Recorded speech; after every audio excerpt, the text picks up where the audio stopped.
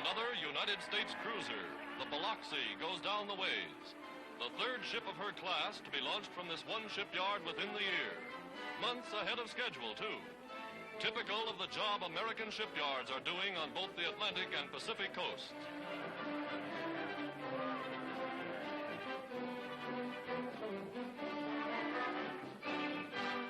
At another shipyard, the sponsors' party stands in pouring rain for the second christening. And the heavy cruiser Astoria goes to join the ever-growing United States fleet. Named for the old Astoria, which dealt death to the Japs in battles off the Solomon Islands, the new Astoria is one of the most powerfully armored cruisers afloat. American sea power striking never-ending blows at the Axis.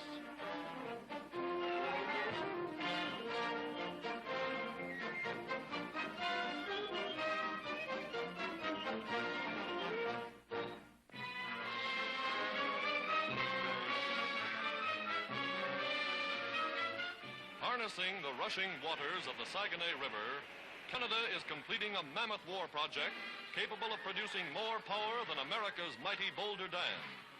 Despite the icy cold Canadian winter, workmen are winning a gigantic battle against time and the elements.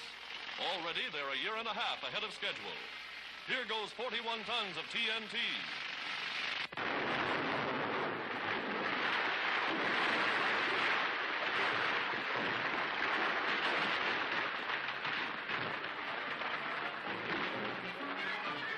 By the end of the year, the development will be generating more than 1 million horsepower. Power for the Dominion's great aluminum industry. For when these power lines begin to hum, Canada will lead the world in the production of aluminum.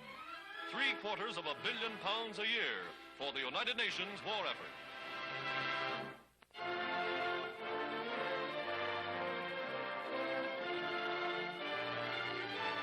In America, Red Cross volunteers are busy packing boxes of food and medicines for Allied prisoners of war. Boxes containing vitamins, canned meat, coffee, cigarettes, matches, soap.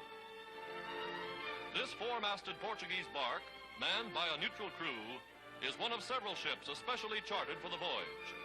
Its safe passage guaranteed by all belligerent nations. A cargo of mercy for Allied soldiers and civilians wherever they are.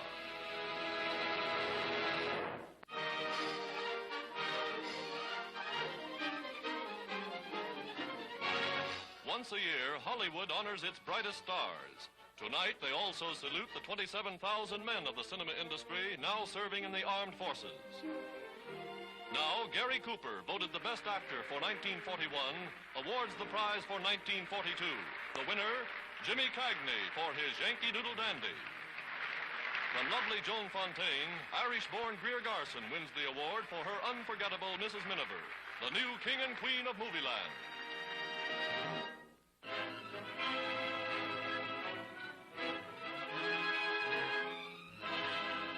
Ten years ago, a disastrous forest fire swept through 400 square miles of this vast western American timberland.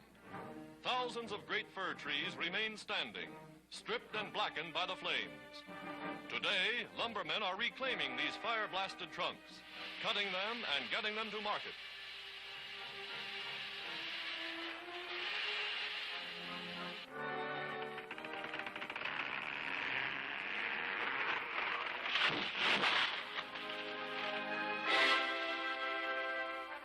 Powerful equipment and skilled lumberjacks turn the wasted and once forgotten land into a beehive of activity.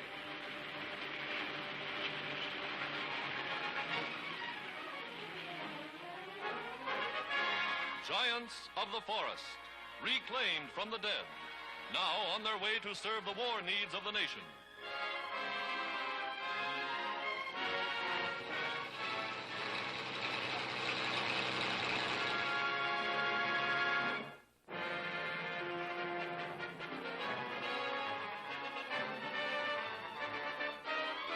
Smart young ground crews of the Royal Australian Air Force on parade. And now, these same young men dashing through the forest, swinging on ropes over obstacles and across ravines, learning to fight like commandos, all the rough and tumble of primitive jungle warfare, just in case they need it.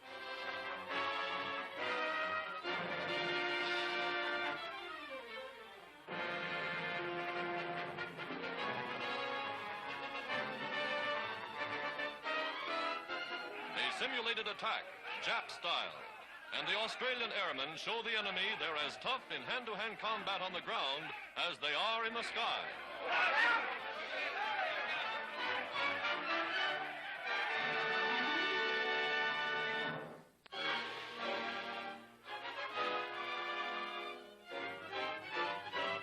At an East African port, wives and children of Italians captured in Ethiopia are sent home by the British.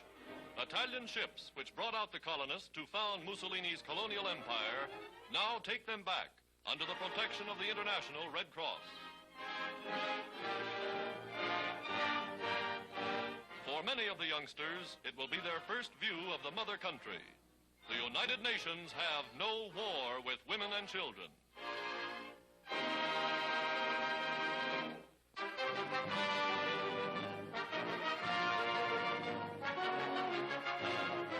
Stranger to American universities is Madame Chiang Kai-shek. 26 years ago, as Mei Ling Sung, she was graduated from this same Wellesley campus with highest honors.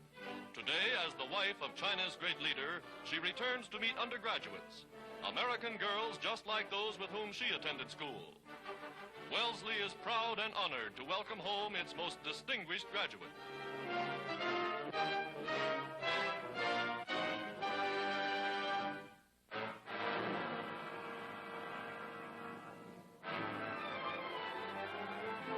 United States and Australian troops under General MacArthur advancing through the almost impenetrable jungle for the attack that ended all organized Japanese resistance on the Papuan Peninsula of New Guinea. Guns commanding a narrow beach, the Yanks move into position to cut off the Japs from the sea.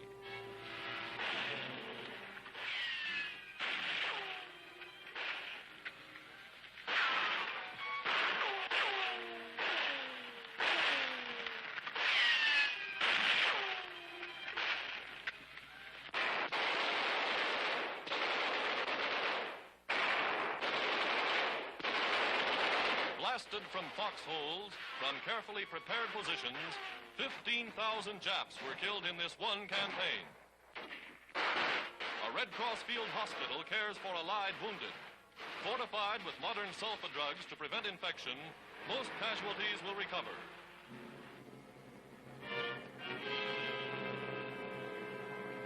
Thus, the first American offensive to be transported and supplied entirely by air power moves on to new theaters of operation. Army surgeons, sterilizing their precious equipment under the most primitive of conditions, have won a battle too. Their brave efforts have saved many lives, relieved much suffering. Along the trail, a Papuan hut run by friendly natives specializing in steaming tea, a welcome spot for battle-weary men. These Australian and American jungle fighters of General MacArthur have won a real victory. And what's more, they've proved they can beat the Jap in any kind of warfare.